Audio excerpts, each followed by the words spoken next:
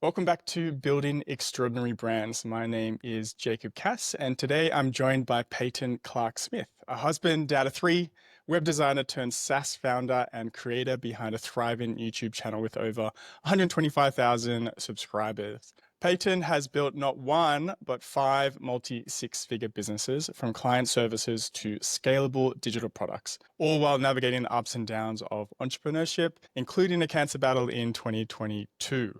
In this episode, we're going to dive into how to move from freelance hustle to business owner, how to build websites that actually convert, packaging your skills into scalable offers, and what it's really like to grow a creative business with heart. So let's get into it. Welcome to the show, Payton. Thank you, Jacob. Thanks for having me. This is awesome. I'm excited about it. Awesome, man. We've been trying to get something on the books for a while, but yeah, we finally got here. So yeah, let's tuck into this. Let's start at the beginning. Maybe not all the way at the beginning, but maybe where you entered into web design and entrepreneurship. Can you share us a little bit of that story? Yes, it was not something that I ever imagined I would end up in. I've always been like a creative person. And, in college, though, I was convinced that I needed to choose a route that was going to pay me well, right? So I I started with an English major, switched to business, switched to a few different things, and then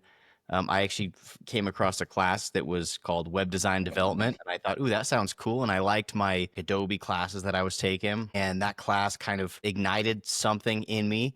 And I'm sure I got a horrible grade in that class anyways, because the second they showed me like how to do it, I wanted to do my own thing. So from that point forward, I just continued to do my own thing. I built websites for roommates and cousins, and then that expanded into referrals from like my local area to expanding my business and starting to offer SEO services and hire a team. And it kind of just evolved naturally, really just from me pursuing this idea of doing my own thing. And I just loved building websites. So I'm grateful I am where I am right now, but it was probably a whole lot of luck and a whole lot of, I don't know if you want to call it destiny or what, but I love where I am. I love what I do. It's awesome. Yeah, it's funny when we connect the dots backwards, just like how you got to where you are. And, just something's in your bones. I believe that. And, we can go different directions, but it's just like, yeah, something's there. There's an interest. It wasn't English, maybe a little bit of business because of entrepreneurship. But,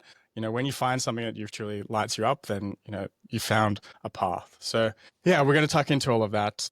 Before we do, like, you've been pretty public about your cancer journey, and I'm just curious at how that's experienced your outlook on business and life in general. Yeah, that's a question that I could talk about for 20 podcasts. Okay. It has shifted the way I think about pretty much everything, both my day-to-day operations and how I like to structure my day, and then also my long-term goals. I think before that cancer diagnosis, I felt young and invincible and like I had all the time in the world, and it was easy to kind of live in this frame of mind where right now I need to grind so I can enjoy time with my family later, right? I'm gonna buckle down and work as hard as possible to provide a life and go on vacations when everybody's older. And that, at least for me, seems to be a flawed mentality, because the second I received that diagnosis, it was like, crap, life is unexpected, things happen all the time, and you don't know what tomorrow is going to hold. So there was that maybe negative aspect of it, like living right now because you're nervous about what tomorrow holds. But also it's been a blessing in every single way, because now I don't look for excuses to go do the fun stuff today with my kids. It's like I'm in the middle of the work and I get a knock on my office door. It's like, hey, Dad, let's go jump on the tramp. It's like, why not? You know what I mean? Unless I got a call right now, like let's put the laptop away and go do that. And so I'm grateful for that mindset shift, and it helped me kind of realign those priorities. And certainly that's not something that everybody is able to do, or there are seasons for that. There's certainly seasons where I'm more busy than others, but my outlook on what brings me fulfillment and what's important right now has kind of been put in check a little bit. And then certainly just gratitude around having the energy and the creativity to pursue ideas and grow a business. That's something that I thought just anybody could have and everybody does have. And, it's this unlimited source. But when I was sick, I realized that I was really tapped out and I couldn't do those things that I love. And so now every day I'm grateful that I just have energy and excitement to get up and do what I love. And so, yeah, every day is certainly full of more gratitude and hopefully a little bit better perspective. Certainly not perfect at it, but I'm grateful every day for that readjustment that I had. Yeah, I can't even imagine. But it sounds like that realignment was really powerful for you. Is there anything you just like cut out and you're just like, why? Like these aha moments are just like, what am I doing? Yeah, difficult clients. I remember kind of just getting like pulled around by these clients and feeling like, oh, like I've got to appease them because I need the revenue and I can't say no to them. And I had a couple of those going into like chemo and my bandwidth was like I was running on empty. And so I lost a lot of those clients because I just wasn't willing to be there at every single thing they needed or instant email responses. And it was really refreshing because when I got back, I thought, man, like I've lost all of those needy, bad clients. And I'm going to be more aware of who I choose to work with. I'm going to work with people that share my vision. And then certainly also that, like when I go into projects now, I set better expectations and I set those boundaries so those lines don't get crossed. And so the people that I work with now just bring me a lot more joy. They're people I love to work with. I love to talk with. And I just don't have any space for those people that don't appreciate me and my work. And certainly, we're all going to have clients that get impatient or frustrated here and there. And that doesn't mean we have to drop them immediately, but also you can say no. And sometimes you don't really know how freeing it is until you do it. And it's great. Awesome. Well, thank you for sharing that. I know it can be a tough subject to talk about and not everyone does, but it's been part of your journey and you've kind of integrated that into your story. And I think a lot of people can learn from that. So thank you. So let's talk about the freelancer to founder journey. Was there a moment that you kind of like realized it wasn't enough for you, like where you wanted to go? Yeah, I think I had a few of those moments as I was working with clients. Those early years, it was all about figuring out how to help my clients and help them succeed and help them get new leads and grow their business. And then once I realized I could do it for them, I went through this period of, hey, I should be charging more for this. And so I charged more. And then again, I reached another point where I thought, man, my hands are still a little bit tied with what I can do. Like I would love to be able to put all of this knowledge and experience and efforts into maybe selling my own products or services, like other things. Right. And so I started to explore outside of just that client work, even though I always kind of continued that book of clients and doing that work on the side. I started to create, educational content, which was my first time really like selling my own thing. And that was really exciting. It was fulfilling to teach and to help. And that again evolved into, small tools and things, which eventually became kind of full software, like SaaS type companies. And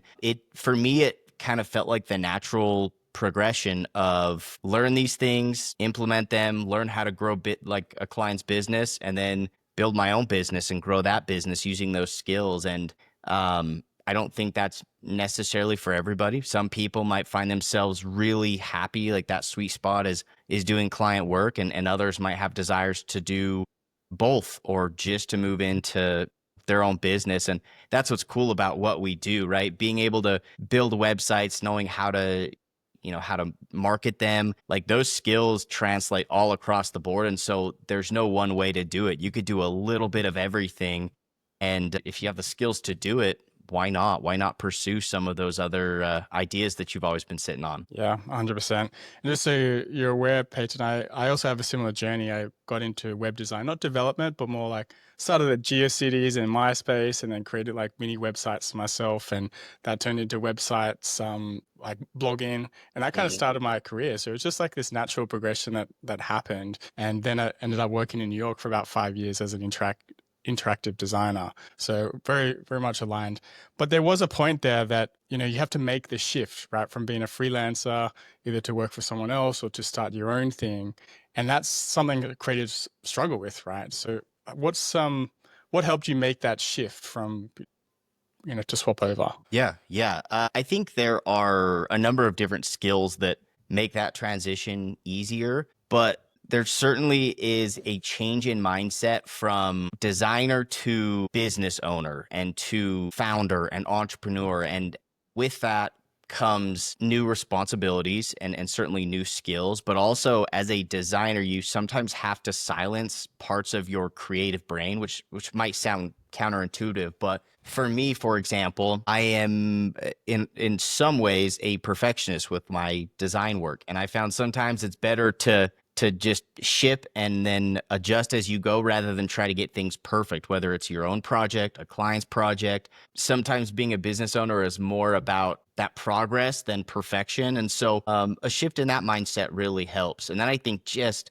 all of the skills that come with running a business, and not even skills, but also just the knowledge of time management and managing your finances. And if you want to outsource and project management and organization. And those were all things that they didn't come to me naturally. And so I had to do a lot of learning and research on my own, but also every project got better, right? My first projects, like if I look back at those, they were absolute train wrecks and my clients might not have known it, but looking back now, I didn't have any structure, any plan, it just was completely random and refining that process every client until you get to the point where you're like, hey, I've got something that resembles a pretty respectable business. And so you can't stay in that mindset of designer if you want to be a business owner and a founder. You've got to branch out. Yeah, I love that. And so much of it is mindset. It's like you have to be in that mindset. It's like I'm not just a designer, I'm a business owner. I have to do all these things to run a successful business. And there is some point, I can't pinpoint exactly where it is, but it's like something happens. It's like I have to do this because no one else is going to help me. I have to get this done. I totally agree with you on the systems and processes. At first, you're just trying to learn everything. How does this work? How do I register my business name? How do I do this and that? And it's a bit of a learning curve, but through that, you get experience and then you can use that experience to help others. And that's how you grow your business. And yeah, I don't think this is like this one instant shift. It's just like it's through action, I believe, where you go through the motions and that's when it happens. Are there any other mistakes or I guess traps you had to overcome in that journey come to mind? Yeah, I mean, that's a great question because if you asked me, 1,000 times, I'd probably have a different answer every time. There are just a lot of things that I've fallen into, and certainly those mistakes are they're good learning opportunities. So if you don't avoid all of them, it's okay. A few that come to mind are prioritizing your own business over growing your client's business or doing fulfillment work. I think as designers, we are often susceptible to getting caught in the weeds, as they say, right? Like just really wanting to get into the project and do it just the way we want and get everything just perfect. And we forget about the things that actually grow our business and move our business forward. The prospecting, the sales calls, the systems, automations, training team members. And sometimes those things aren't fun. In fact, most times I think creative people don't find those things fun, but they're important. And so I had to readjust the way I schedule my day where I would do those hard things that I didn't like first. I would wake right up and I would knock out the sales calls and I would do the prospecting and I would, respond to the client emails and update projects. And then I would earn the right to dive in and design because that's the stuff we like. That's going to come easy. I could do that when when my tank's empty at the end of the day. I still love to sit down and do my creative work. So that prioritization is important, whether you are continuing to work on client projects or you move to building your own business. You can't get caught in the weeds. You can't be stuck redesigning your landing page every other month because it's probably not necessary. What you need to be doing is reaching out to customers and users and kind of really doing that like boots on the ground type work. And so that took me a long time to make that transition. And I think that stunted my growth a lot. So that would be the first one. The second one would be, so many, but I am constantly grateful for just exposure to my business. So I don't think you could ever put a price tag on putting out content, building a social media following, whether that's on YouTube or LinkedIn or some of those places that yield like good results, whether that's new clients finding you or potential partners. If you're not out there and people can't find you, it's going to stunt your growth, because then you're stuck in that bubble of sitting in your office in front of your laptop all alone with no support, no assistance, nobody else that's been there.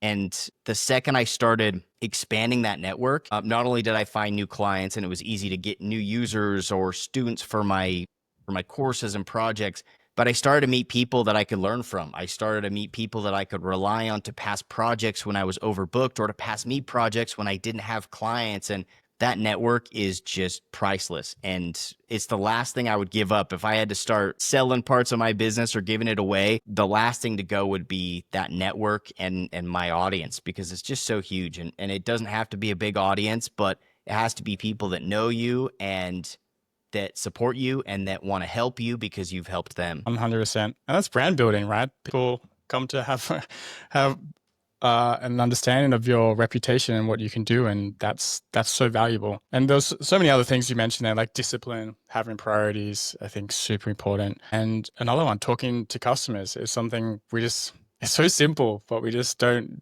do it. We get stuck in our bubble, and I think that's great. Visibility is a big portion of that.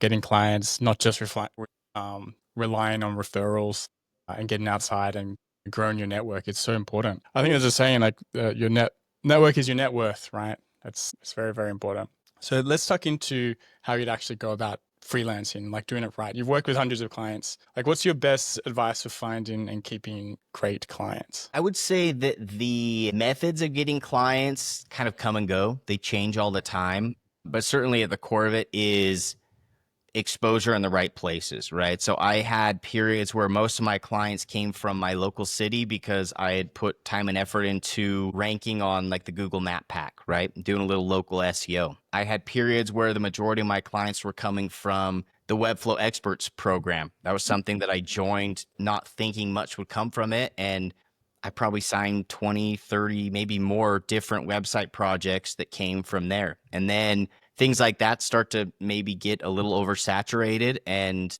something else would yield results, whether that's a little bit of like cold email outreach or some like really niche YouTube content, a video, specifically for how to build a website for an ear, nose, and throat doctor. That was a video that I made just because I had a client site and I was like, hey, that's cool. Let's do a little before and after. And it's like I got 3 more clients that fit that, that niche. And they knew me and they trusted me, and like the easiest sales ever. And so, and I should note on that I didn't have much of a following at all. It just was niche enough YouTube content that the right people found it. So those methods always kind of change, but yeah, at the core of that is just putting in the effort to be seen by as many people as possible. I've seen people that absolutely kill it on LinkedIn. I've seen people that are cold messaging on Instagram and find ways to make that work. I mean, like there's so many different ways, but I mean, if you get to the end of the day and you kind of do an accounting of your efforts and realize that only 10 people saw you today, maybe those are website visits, maybe those are views on a post, that's just not enough to find new clients. Like it has to be hundreds and even thousands a day. Getting that exposure it's easy, but it takes time and work. And so, yeah, I mean, if nothing else, just say, what can I do today to get in front of people, to have them see my face, hear my voice, see my work, maybe trust me a little bit more. And that's huge. Absolutely. And 95% of buyers aren't ready to buy. So you have to become top of mind for them when they are ready to buy. I love the story, well, the idea that how you get clients changes, right? And you've shared so many different ways of that. And visibility at the core of it is so important. So you need to show your work, show up where your clients are. Like, where are they looking for clients? I think that Webflow example is so great because they're coming to a trusted source to find people. Are you in a database like that? If you're not, like you're leaving money on the table. So I think it's a great advice. Is there something you wish more designers knew about pricing and positioning themselves? Yes, absolutely. From what I've seen, the more general you go with your positioning, the harder it is to charge higher prices, right? If you are just somebody comes to your website and it says, I'm a web designer that builds great brands. It's so generic that they are just price shopping you against every other web designer. But if somebody comes to your niche and you are an expert Webflow designer, or you are a web designer that specializes in site migrations from, WordPress to a new platform, or maybe you only build websites for roofers, whatever that positioning is, it doesn't have to be an industry, it doesn't have to be a tool, but something that sets you apart, and all of a sudden they revere you as an expert, and people are always willing to pay for an expert. People would rather, like a roofer would rather pay me as the roofing website expert. They'd rather pay me $20,000 than pay their random local web designer $2,000, because they know that I am the perfect fit for them. And if they choose to go somewhere else, they're always going to have that thought of, man, should I have gone with the guy that knows my industry?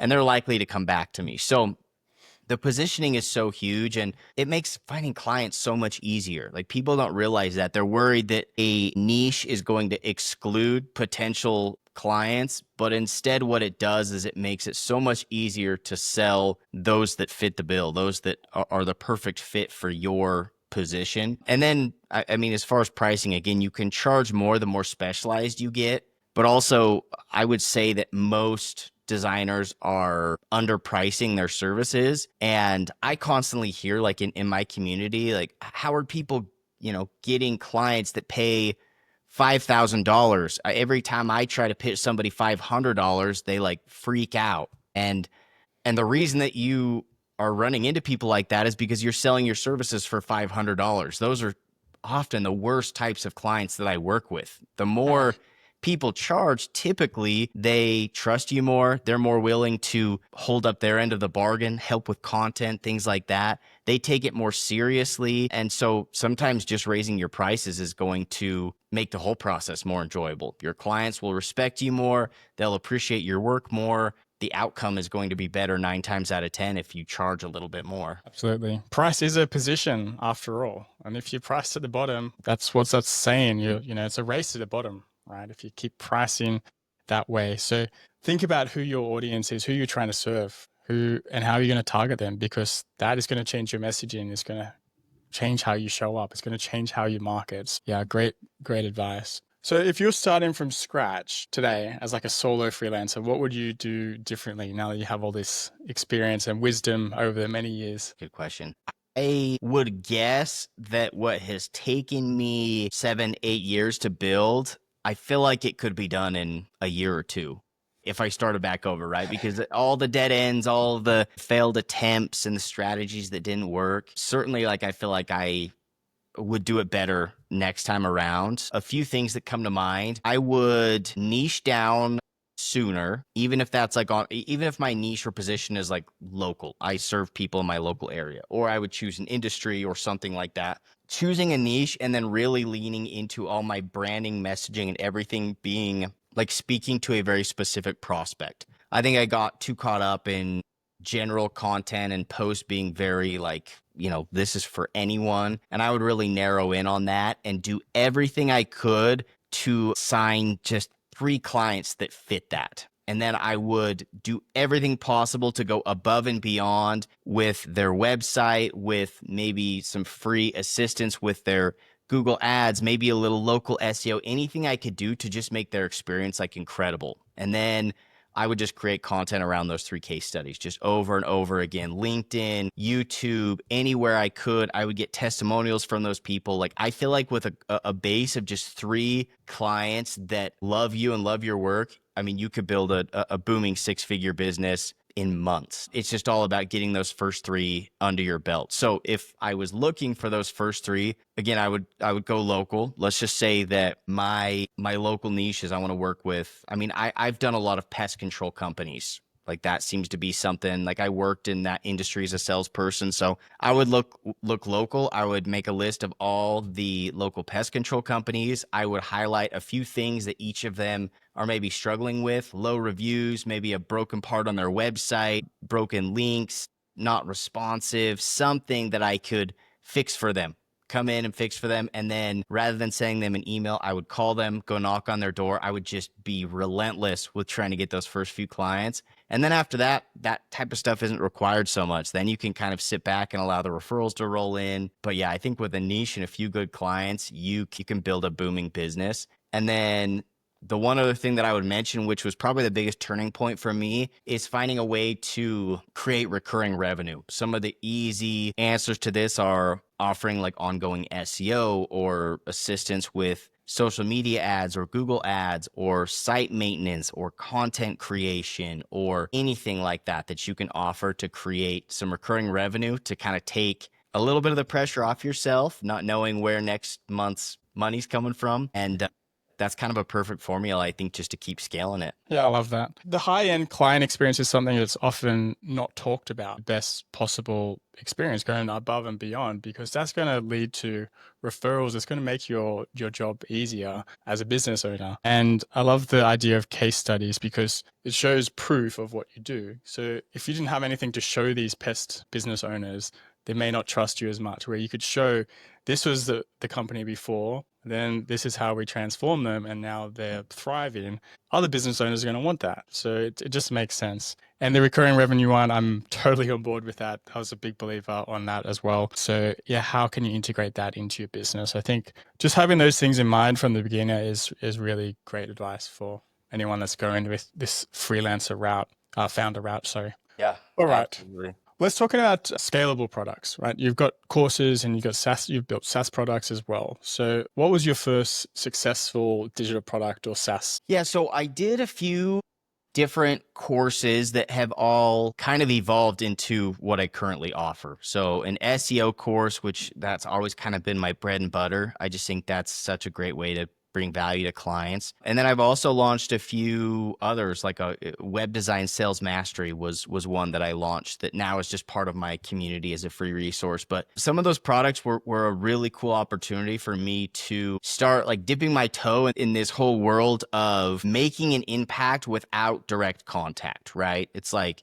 working with a client, I'm hands-on, I'm doing everything for them. Creating a course, I create it once, and now thousands of people have taken that course, and that was really eye-opening for me. Like, wow, how cool is it that with like some different leverage, I can do something once and have it benefit multiple people at the same time, and also the scalability is so much greater. I can sell multiple courses at the same time, and so that was really cool. I really think I got more hungry for that type of stuff as I sold those programs. And then that, I would say, like, those were all successful. Certainly, like, they've improved over time. But my biggest success with those things is definitely my SEO plugin called SEMflow. It's very similar to Yoast for WordPress. It's on-site optimizations, scoring, keyword research, focused keyword implementation, that type of stuff. And it is an app that works only for Webflow and Framer. So very much in my niche. It was an opportunity that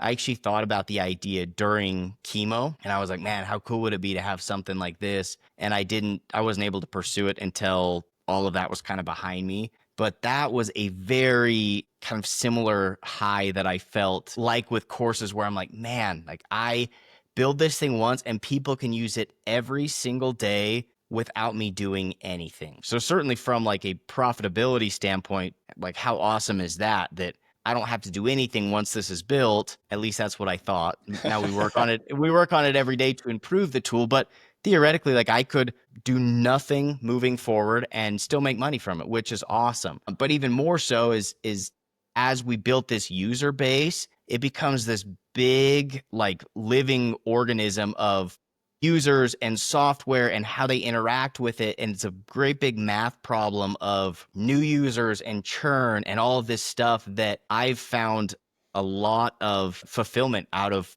working on this thing that's mine. It looks just like I want it to. As a designer, that's kind of like the dream, is having a product that you design that looks like you want it to and behaves like you want it to. And that's definitely, been kind of my baby ever since. That's the main thing that I focus on. It's the first work thing that I think about when I start the day. And it kind of came as a result of my client work and my niche and finding something that my team needed and learning about the different aspects of that type of business through selling courses, and it all kind of came together into one thing. Yeah, being in the trenches, it gives you a different perspective, and you can come up with an idea that, you could see a gap in the market and come up with an idea that serves that gap. And it's only through that kind of experience that you can come to that. But I also love how you weaved in like the fact that it's fulfilling and it provides impact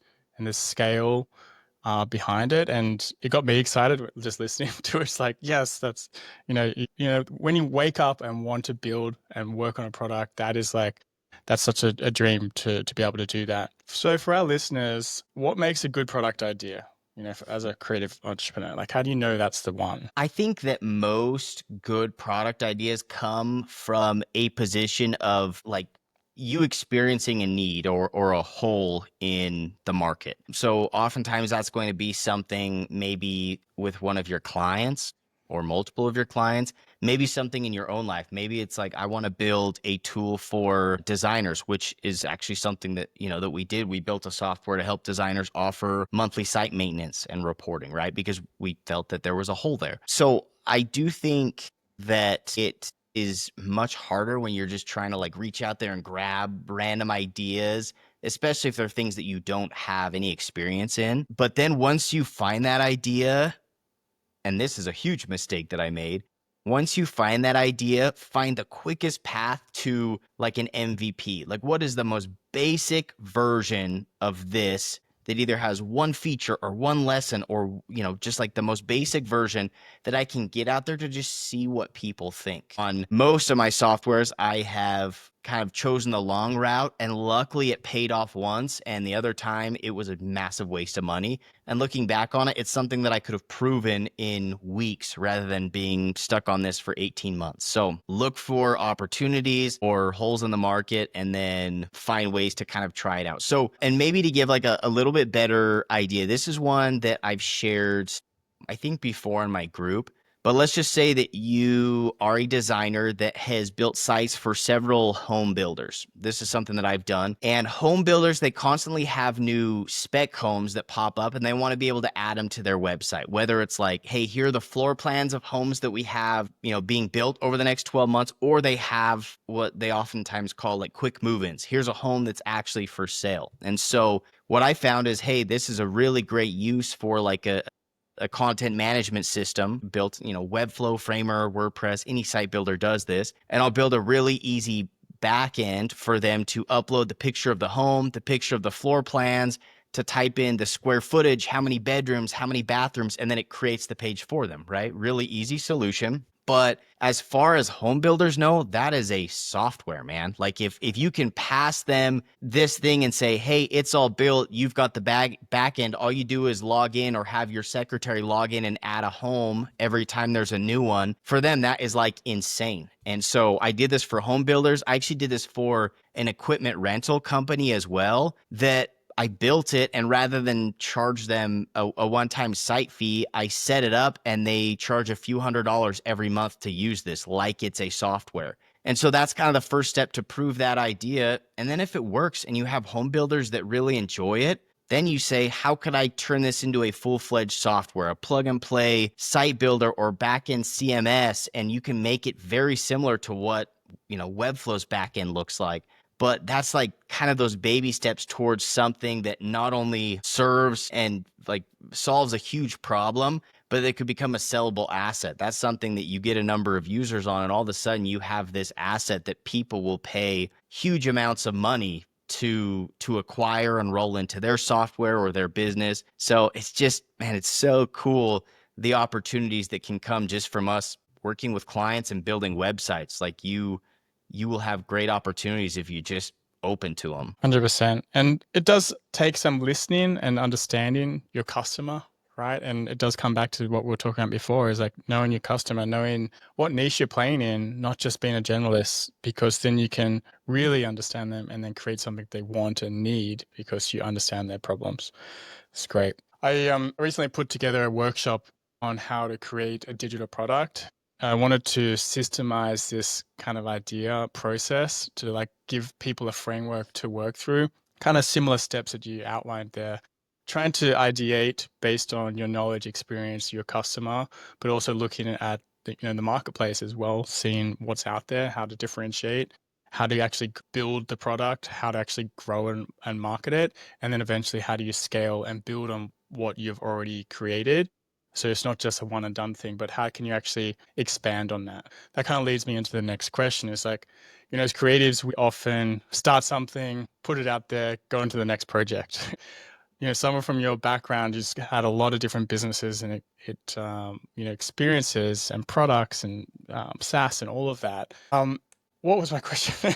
I was leading into that. Like, how do you balance building new things while maintaining what you've already built? Yes, this again, another thing that I've learned from doing it the wrong way and trying to do too many things. I have found that it devalues what you do, the more of it that you make, right? Like if I've got 8 different courses out there, it leaves people wondering like which one is best for me. Are they all good, or is it like do I have to buy them all to get the full benefit? Or same with the software, like if I'm working on multiple different softwares, there is always going to be one that gets neglected because we only have so many resources. And so I live in this constant state of trying to find ways to like cut back or kind of like shave the fat, and so I can really keep my focus on what's important. And I have this conversation constantly with my team and my wife and a coach that I have. And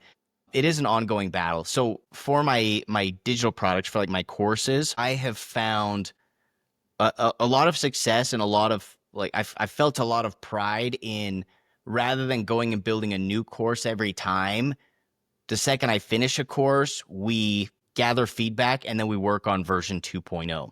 Whenever we launch a new version of a course, it usually performs better than the first launch and much better than a new course launching. And people that are already in the course, they retake the course. They say, wow, like how cool that this course has been completely redone. I just bought it a year ago and it's a completely new course with new updated strategies. And for me, I love that because that justifies a brand new launch, a brand new discount, a ton of content. And so you're just building on something that you've already proven works. And so I think in any business, you're always going to be better off improving what you've already built and that is valuable, rather than trying to do new things. And again, I've fallen into trying a lot of different things, but right now I feel like my core offerings and my courses, like I don't really see myself ever doing a different course. I just see myself updating those, right? Like my SEO course, I'm not going to make an AI SEO course. I'm just going to update my SEO course for all these new AI changes. And the same goes with my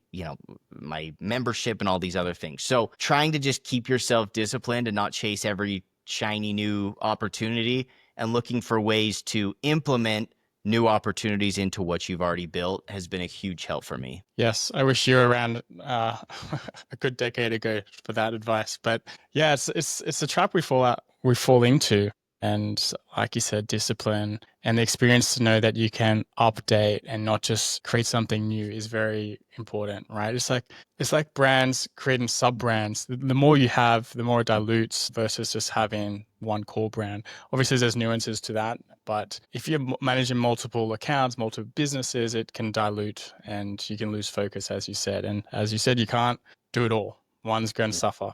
One's going to suffer. Let's Absolutely. jump ship to YouTube, which is a big part of your business.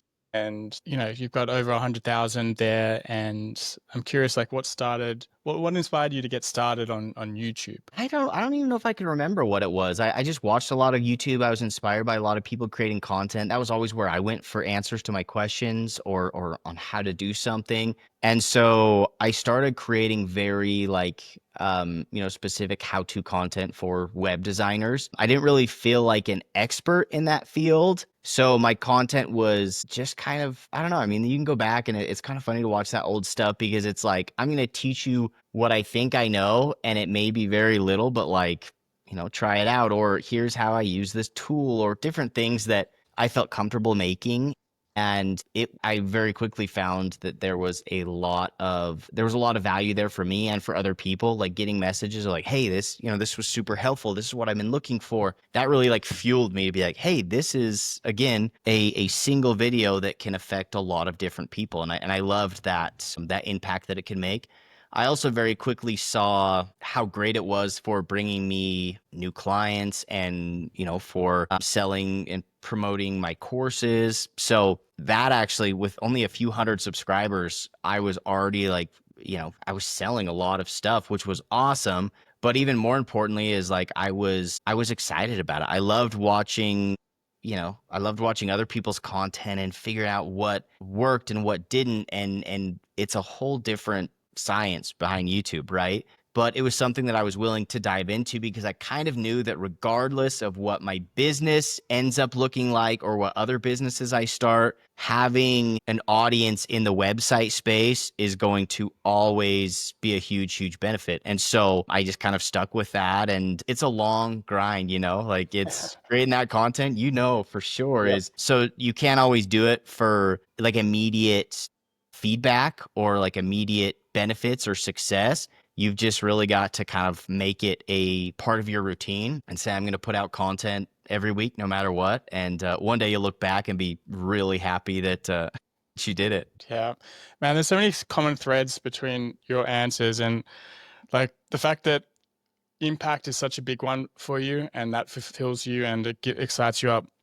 You're very in tune with the feeling that your work gives you, and I think that can shine through in work and really help propel you forward. And if it is if you don't want to turn up each day and do it, like that is, in my opinion, a red flag. You want to find something that really does light you up, so you want to do it and it comes naturally because you're passionate about it, and that's going to help you grow faster. And something else there is discipline, right? This has come up quite a bit. The fact that you're disciplined, you have a routine, you're consistent, I think is so important to actually grow as a creative. Is there anything else you'd tell creatives that they may be a bit overwhelmed or afraid to build in public? Is there anything you'd share to them? Yeah, there are so many different ways to find clients, to grow your business. I think we get very overwhelmed by the quick strategies and the quick solutions, right? Like the cold calling, the cold emailing, like how do I find clients this month? And that's important, of course. But you will be so grateful if you put in some time, you dedicate some time today and every day working on your strategies that are going to benefit you 6 months down the road, 12 months down the road. That's the YouTube content. That is your posts on LinkedIn, is the, putting together great case studies. And when you have free time, trying new things, improving your craft, like it's the type of stuff that might feel like it's not worth it right now, but in the long term, it is going to help you. And so make sure you have both a short and long term strategy. I also see designers on the other side that say, hey, like I worked on my SEO today. So like that was my like find clients time. But that's not going to do anything for you for another 6 months, maybe. And so you also need to have time to make those cold calls or do what needs to be done to get clients this month. But it gets easier. Like I'm constantly shocked at how it gets easier every single month as your exposure grows, as your portfolio grows, as your network grows. The hardest month is the first month. And so if you can get through the first month and find a client, what a huge win. You are ahead of the game. And if you go your first couple months without finding a single client, you're on par with most everybody else. That's part of this is figuring out how to get those first few. They're the hardest. That's just the way that it goes. But if you stick with it and just are committed to it, one day you will look back and be like, man, I remember when it was so hard to find a single client. And now it's like, I've got people every day reaching out to me asking about my services. And that's what you have to kind of live for, is one day I'm going to be seen as the expert. People are going to want to work with me. People are going to be willing to pay those high prices for my expertise. And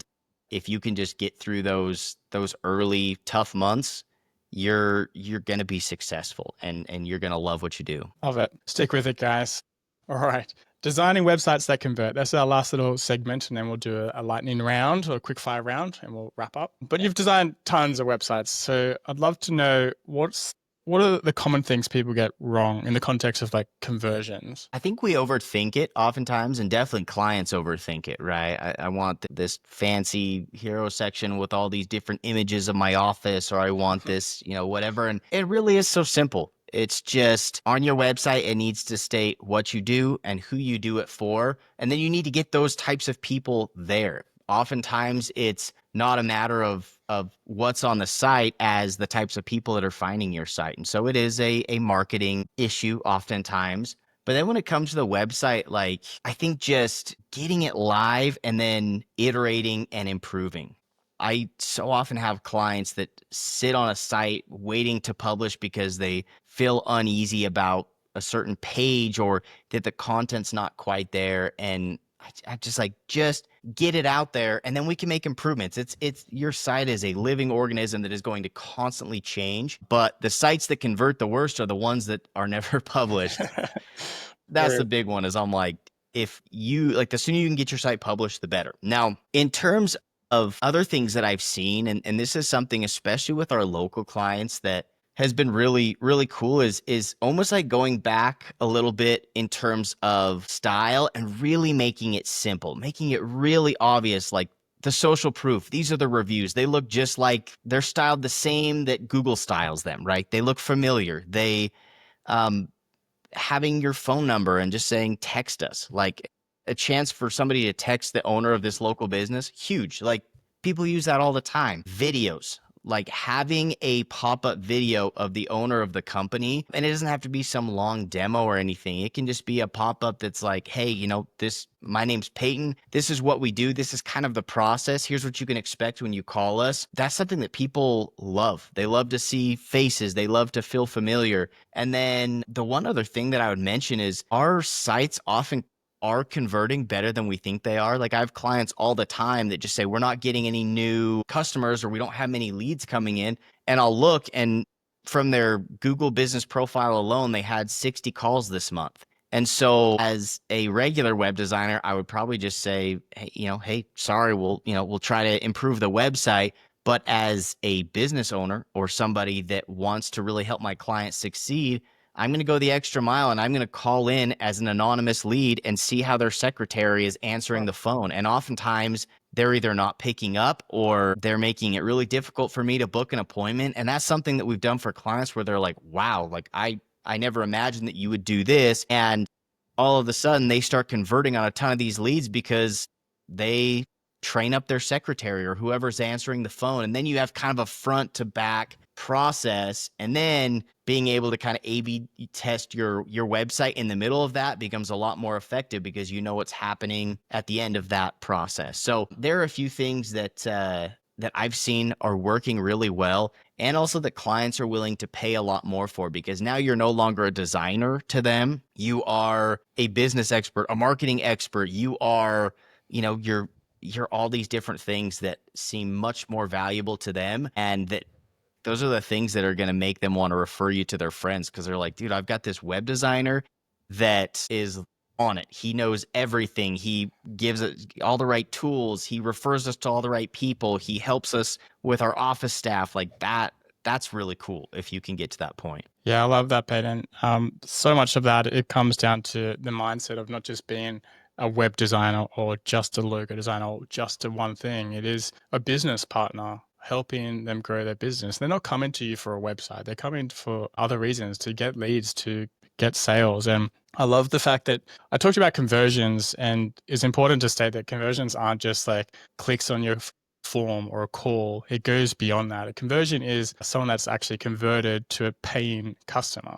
And like you said, if they're not going through that process, they get stuck on the secretary or whatever it may be, that's not a conversion. So it's not always your website or your fault. It's the whole process. And if you have a leaky bucket somewhere, a hole along the way, you you have to plug that. And I love that you shared that. So thank you. All right, we're going to jump into the lightning round.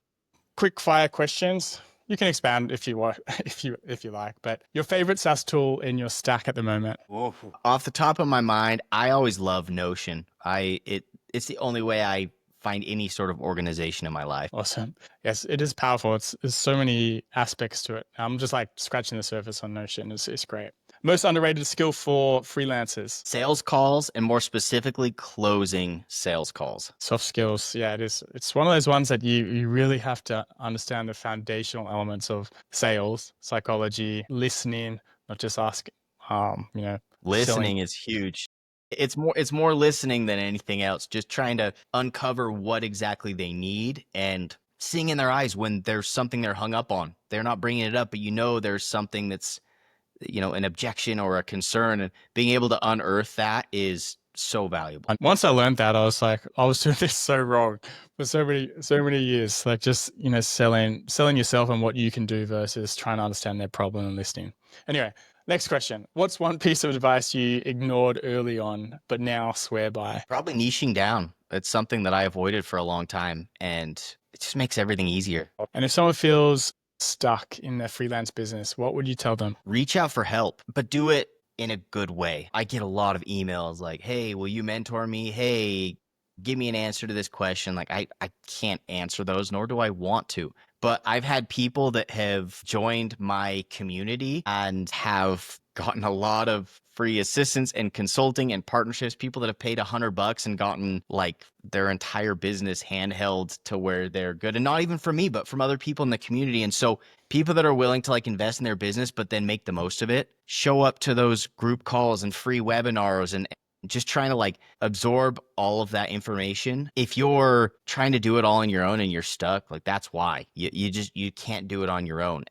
I would tell this to anybody that like reaches out to me. Like I have a lot of students that will just say, hey, like I am truly committed to this. Don't have any money to invest in it, but like I am so committed to this. Like I've let people into my community like that come back later and pay me back for the community once they find clients. And like that's so like that's awesome for me. Like I love to see people that are committed like that. And it's the people that just reach out for the help that normally get it. Awesome. Well, let's hear your offerings, your community, your SaaS services. Can you just let people know where they can connect with you as well, and anything else you'd like to share? Yeah, absolutely. So I'm always most active on YouTube. I know that's a little bit more difficult a platform to connect on. I am on Instagram as well. Payton Clark Smith on both of those. The best place I would say to interact and just not only to like get to know me, but all the other people that I work with and work around would be my private membership. It's patepro.com. And that is something that I always joke about this. It's the least profitable thing I do, but the most fulfilling thing I do. It's a really cool community. And there are some amazing people in there, and we have group calls and we have trainings and a bunch of resources. Pretty much everything that I use and do, I just dump into there for free for everybody. So that's the best place to start. Even if you're thinking about any of my other courses, I would just go join the membership because we hook everybody up in there with really whatever they need. And then, yeah, my software, I've got a few different things, but SemFlow is kind of our main thing. And then we just recently acquired another SEO tool called clicks.so. And those two are, I mean, they work together in a lot of ways, and I think they probably will eventually merge, but either of those SEO tools are really made for designers, beginners to intermediate. Like they give you everything you need, but cut a lot of the fluff and crap that only SEO wizards need. So it is a great fit for designers that are looking to get into SEO, to optimize their own site, to maybe start learning how to offer it to clients. So yeah, check those out. Thank you, mate. I'll link them up in the show notes. So we have Pate Pro, SEM Flow, and your YouTube channel, of course. And I'm with you on the community aspect. It's a lot of work managing people and everyone's needs, and everyone has a different understanding of value and where they're at in their journey. But as you say, like seeing their growth, it is fulfilling. It's very impactful, and that fuels the fire. And that has been a common thread throughout all of this, Payton. It's been a joy to listen to. So thank you for sharing your wisdom and joining us on Building Extraordinary Brands. Thank you so much for having me. Building extraordinary brands.